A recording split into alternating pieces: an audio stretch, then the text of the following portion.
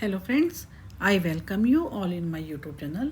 आज इस वीडियो में हम लर्निंग प्रोसेस पढ़ेंगे। लर्निंग प्रोसेस में व्हाट इज़ क्लासिकल कंडीशनिंग और क्लासिकल कंडीशनिंग में procedure, phenomena and related issues के बारे में बात करेंगे। सबसे पहले बात करते हैं what is learning process. Learning process refers to the steps through which a person gains knowledge, skills और बिहेवियर्स बाय एक्सपीरियंस और टीचिंग। हमें जब है किसी भी चीज़ से एक्सपीरियंस होता है ना, उससे हमारी कैसे नॉलेज गेन होती है, हमारी स्किल्स कैसे बढ़ती है, हमारे बिहेवियर में क्या चेंज आता है, वो सारा क्या होता है only due to the learning process. तो learning process refers to the step through which a person gains knowledge, skills और behaviours by experience of teaching.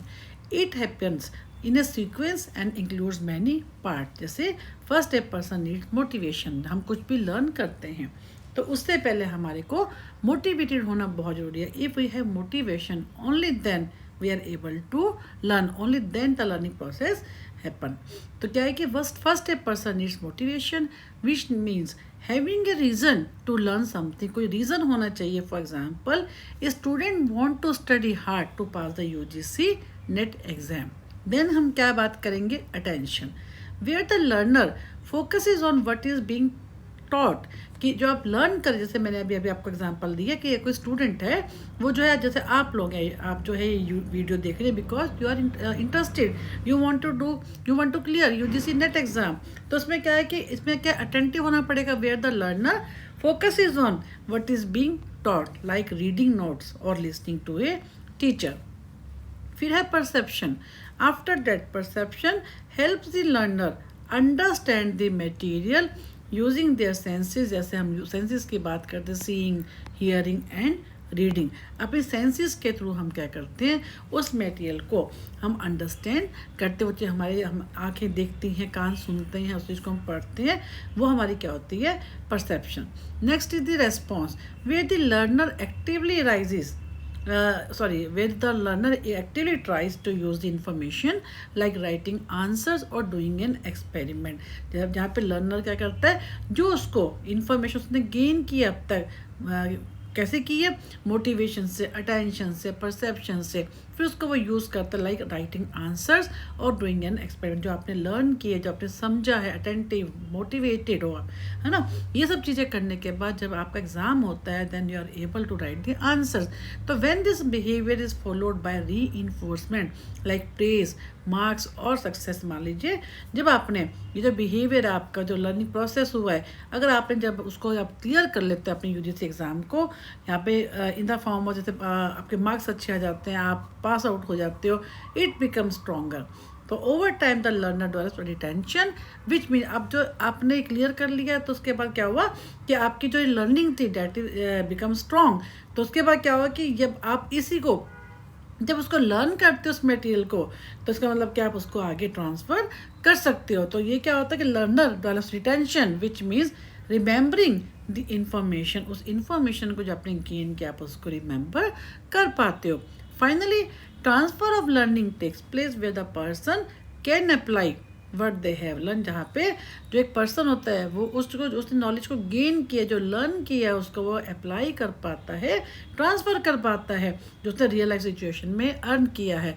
तो ये सब क्या होता है, इसको हम क्या बोलते हैं, learning process. In short, learning is a step by step process that helps people change and grow through practice and through experience. This is called the learning process. Then अब क्या है आपके सिलेबस में, इसका प्रोसीजर क्या है, phenomena क्या है एंड रिलेटेड इश्यूज क्या है अंडर क्लासिकल कंडीशनिंग।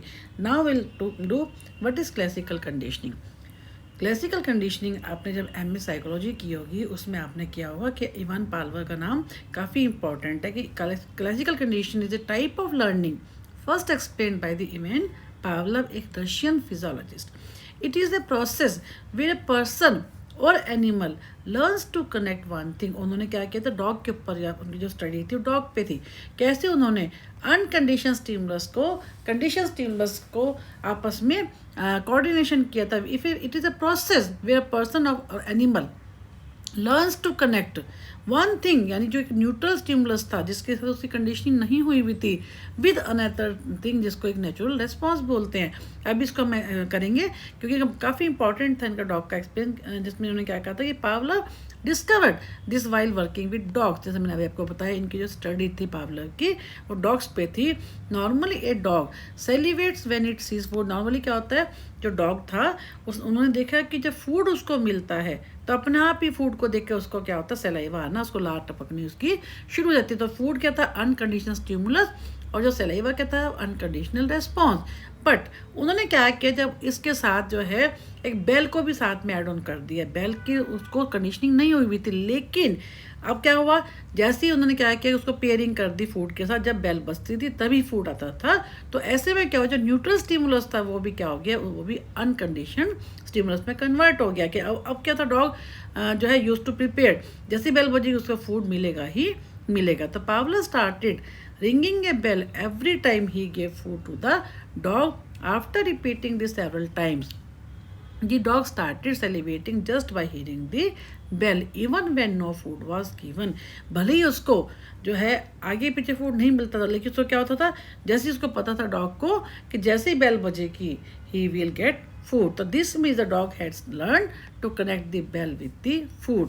तो इन्होंने क्या कराई थी, कंडीशनिंग करा दी थी उसकी। In this process the food is called the uncondition stimulus, क्योंकि अनकंडीशन का मतलब क्या है, जैसे फूड को पहले दिखता था उसको क्या होता था, सलीवा आना शुरू हो जाता था। Because it naturally causes the response automatically. तो जहाँ पे हमारे कुछ लर्न नहीं करना पड़ता वो क्या होता है, अनकंडीशन, जिसके साथ हमारी कंडीशनिंग ऑलरेडी हुई हुई होती है। द सेलिवेशन वो क्या होता है कि अनकंडीशनल रेस्पॉन्स था, क्योंकि वो ऑटोमेटिकली जो है नेचुरली हैपन हो रहा था। बट द बेल क्या था, शुरू में क्या था, न्यूट्रल था, लेकिन बाद में उसकी कंडीशनिंग कर दी कि वो अब क्या है, वो सीख गया डॉग कि जैसे ही बेल बजेगी उसको खाना मिलेगा। नहीं, बेल की जो न्यूट्रल स्टिमुलस था वो भी उसकी कंडीशन होकर वो भी कंडीशन स्टिमुलस बन गया।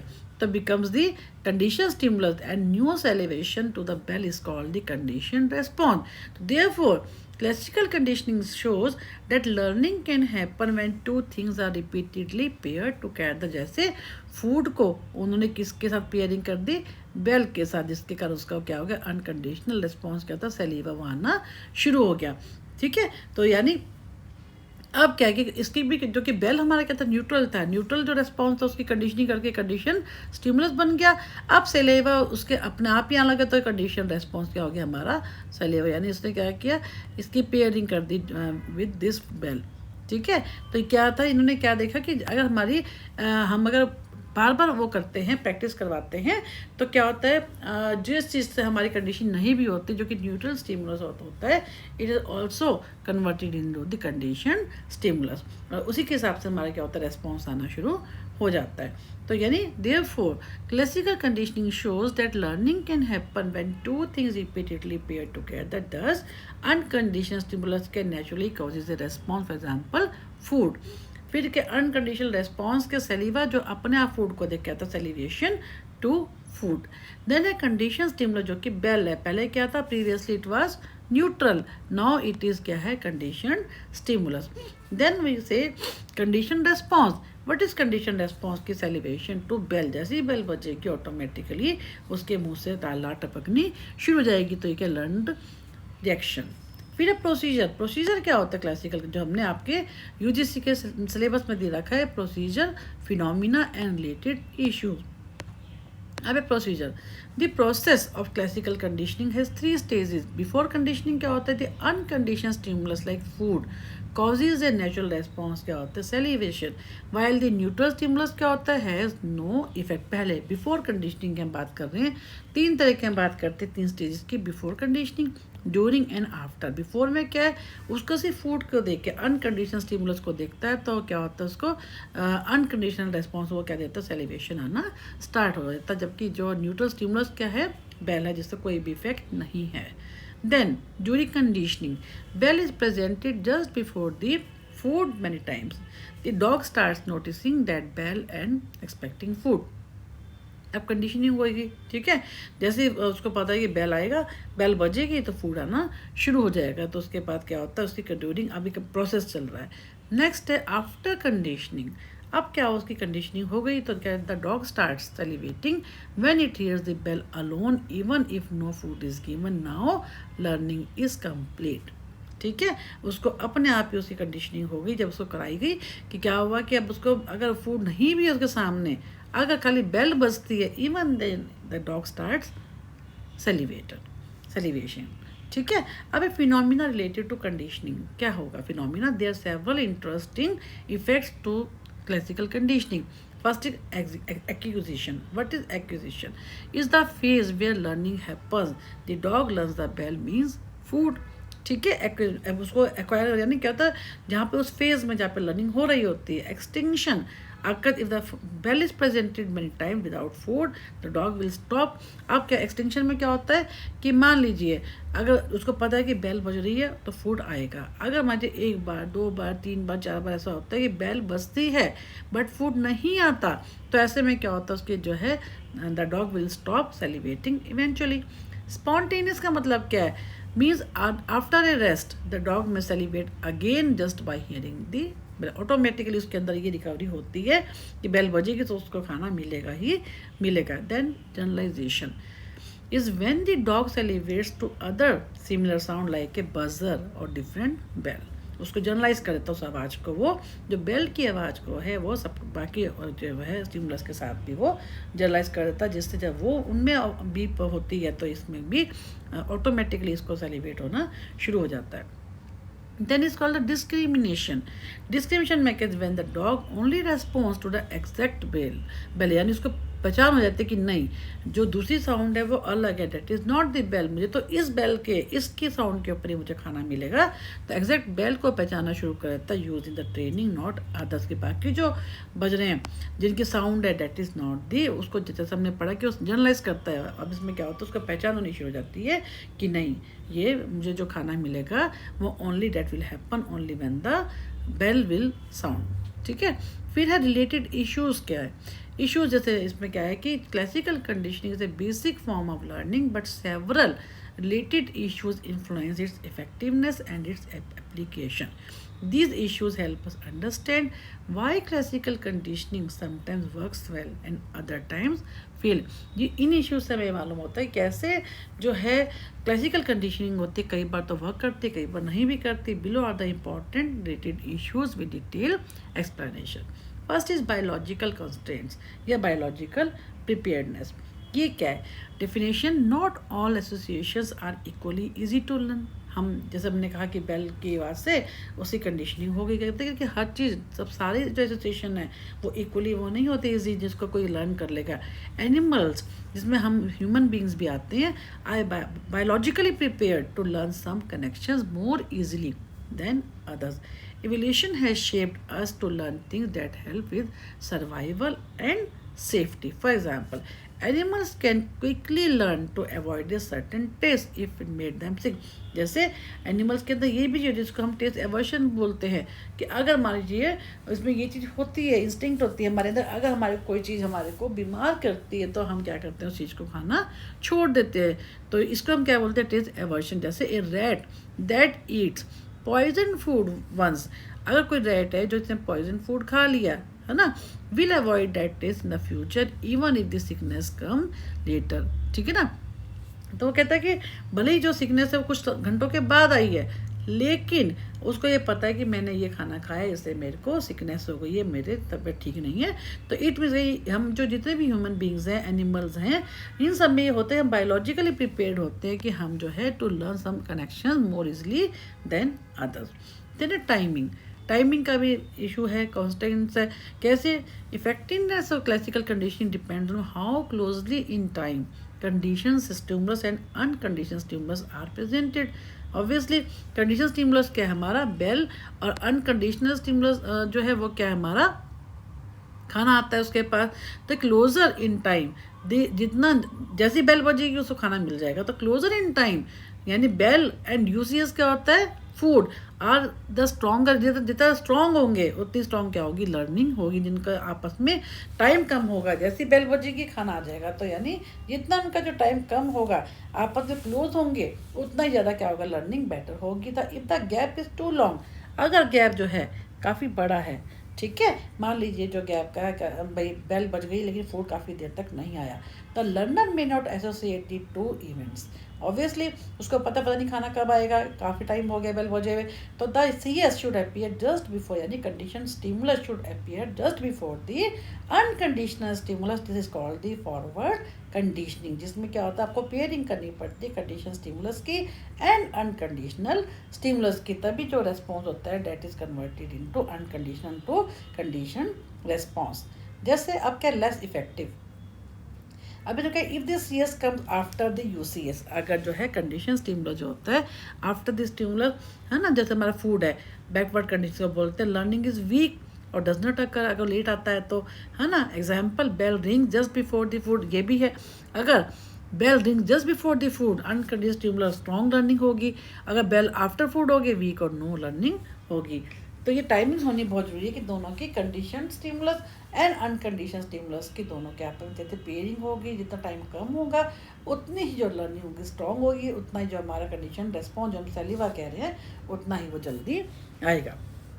नेक्स्ट है कंटेक्स्ट एंड एनवायरनमेंट, जैसे सेटिंग और situation in which conditioning occurs can affect the learning process if the environment changes. अब एनवायरनमेंट अगर चेंज हो जाता है the condition response may not appear, है ना। अब जिस माहौल में जिस एक पर्टिकुलर, जैसे हमने बताया कि चूहे पे हम एग्जांपल कर रहे हैं या डॉग पे करें, तो वो जो माहौल है, वो सेटिंग है, सिचुएशन है, वो भी सेम रहनी चाहिए। अगर ये चेंज हो जाती है तो हो सकता है जो जो हमारा जो है कंडीशन स्टिमुलस है उसके ऊपर हमारा जो कंडीशन रेस्पॉन्स है वो ना भी हो। A dog train to respond to a bell in one room, जैसे एक डॉग को एक रूम में respond to a bell in one room may not respond the same in the another room, क्योंकि उसकी सेटिंग चेंज होगी, situation change हो गई है। तो उसके लिए ये सब होना जरूरी है, जहाँ पे उसको ट्रेनिंग दी जा रही है वहीं पे ही शुरू से जहाँ पे हो रहा है वहीं पे एक्सपेरिमेंट हो, वहीं पे हम देखें, रादर देन हम उसको चेंज कर दें, उसको एनवायरनमेंट को या सिचुएशन को हम चेंज कर दें। तो context dependent learning this refers to how memory and learn behaviour can be tied to original setting of learning. हमेशा जहाँ पे ओरिजिनली जहाँ पे हमारे को लर्निंग होती है वहीं पे हमारा जो रेस्पॉन्स होता है वो ज़्यादा अच्छा होता है, रादर देन अगर हम सिचुएशन को चेंज कर देते हैं, तो एनवायरनमेंट को हम चेंज कर देते हैं। Next is cognitive factors, mental processes like thinking, expectation and awareness also influence the conditioning. Classical conditioning was originally thought to be automatic. शुरू में हम क्या कहते थे, क्योंकि हमारे को जैसे कहा कि अनकंडीशन स्टिमुलस क्या फूड एंड अनकंडीशनल रेस्पॉन्स क्या अपने आप से लेवा आता है, ठीक है। बट कॉग्निटिव थ्योरीज क्या कहते हैं कि लर्नर्स एक्सपेक्ट आउटकम्स, जो लर्नर होते हैं वो आउटकम, जैसे कि if a person realises that bell does not always mean food their response में डिक्रीज, कि वो क्या समझते हैं, क्या सोचते हैं, क्या उनकी एक्सपेक्टेशन होती है रिगार्डिंग कि बेल बजेगी तभी फूड आएगा। तो उन्होंने क्या किया कि if a person realises the bell does not always mean food, कि ये कोई जरूरी नहीं कि जब बेल बजेगी तभी फूड आएगा, देयर रेस्पॉन्स में कई बार उनका रेस्पॉन्स जो होता है वो डिक्रीज भी हो जाता है। एक्सटिंक्शन एंड स्पॉन्टेनियस, जो हमने अभी बात की थी कि if the condition stimulus is repeatedly presented without the unconditional stimulus, तो ऑब्वियसली जो हमारा रेस्पॉन्स होगा वो फेड हो जाएगा, एक्सटिंक्ट हो जाएगा। मान लीजिए बेल बज रही है, ठीक है, लेकिन उसको खाना नहीं मिल रहा है, कंडीशन स्टिमुलस हमारा क्या बेल, ठीक है, और विदाउट द अनकंडीशन स्टिमुलस क्या हमारा फूड, यानी बेल तो बज रही है, ठीक है, लेकिन जो हमारा फूड है, फूड जो है हमारा जो है नहीं आ रहा, तो क्या हो जाएगा, कंडीशन रेस्पॉन्स यानी जो सलीवा होगा वो उसको नहीं आएगा, ठीक है। तो ये इसके ऊपर डिपेंड करता है, एक्सटिंक्शन ऑटोमेटिकली वो एक्सटिंक्शन हो जाएगा। फिर स्पॉन्टेनियस रिकवरी का मतलब क्या, जैसे नाम से मालूम हो रहा है, अगर एक्सटिंक्शन हो भी गया, अगर सडनली क्या होता है उसको जब बेल बजी कंडीशन स्टिमुलस के साथ उसको खाना मिल गया, तो ऑटोमेटिकली क्या होगा, वो रिकवरी हो जाएगी, again the dog will start salivating। तो क्या है, even after extinction the condition response can suddenly reappearing after a rest period. This shows that learning is not erased but inhibited. इसका मतलब कि लर्निंग क्या होती है, कभी भी ख़त्म नहीं होती है, लेकिन हम इनहिबिशन होता है, इसमें कहीं ना कहीं बीच में हम रोक सकते हैं, लेकिन automatically spontaneously it is recovered. तो original learning remains but is suppressed temporarily, ठीक है। दिस इज कॉल्ड दी कि हमारा जो इनहिबिशन, जिसके अंदर हम क्या कहते हैं कि अगर हमने लर्निंग की है, हम कुछ टाइम पे उसको छोड़ भी देंगे उस चीज़ को, again we will recover when we get the opportunity, ठीक है। नेक्स्ट है individual differences. Every learner is different. हर एक की लर्निंग की जो है अलग अलग तरीका होता है। Conditioning can vary based on the age क्या है, पर्सनैलिटी क्या है, मेंटल हेल्थ क्या है, पास्ट के हमारे एक्सपीरियंसेस क्या है, and even genetics. Example, a person with anxiety might learn fear response is more quickly than the other. किसी को एंगजाइटी है, ठीक है, तो उसको जो फियर से रिलेटेड होंगे वो सब चीज़ें उसके दिमाग में ज़्यादा चलेंगी।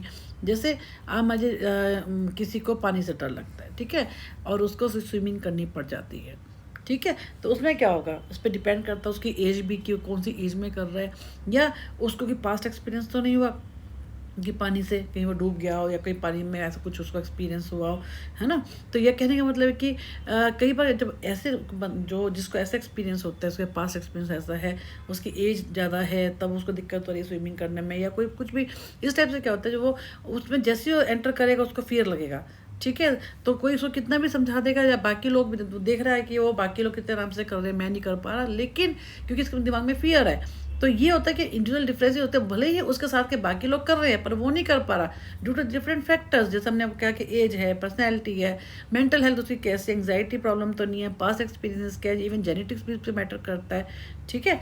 तो यह क्या होता है individual differences. Then ethical issues. When classical conditioning is applied in research और थेरेपी, जिसमें हम ह्यूमंस पे करते हैं, एनिमल्स पे करते हैं, हमें कुछ एथिकल गाइडलाइंस का ध्यान रखना पड़ता है। जैसे इसमें कॉजिंग स्ट्रेस है, पेन है, फिर हम किसी को यूज़ कर रहे हैं, तो इसमें हमें ये देखना है कि हम किसी के ऊपर एक्सपेरिमेंट कर रहे हैं, डॉग है या ह्यूमन बींग्स भी है, तो हमारे को ऐसा काम करें जिसमें कि हमारे को पेन ना हो, फियर ना हो। इन्फॉर्म कंसेंट लेनी बहुत ज़रूरी है, जो हमने आप देखेंगे हमने रिसर्च मेथड जो हमने किए थे MPC 005 में, पूरा एथिक्स के ऊपर, what are the principles of ethics.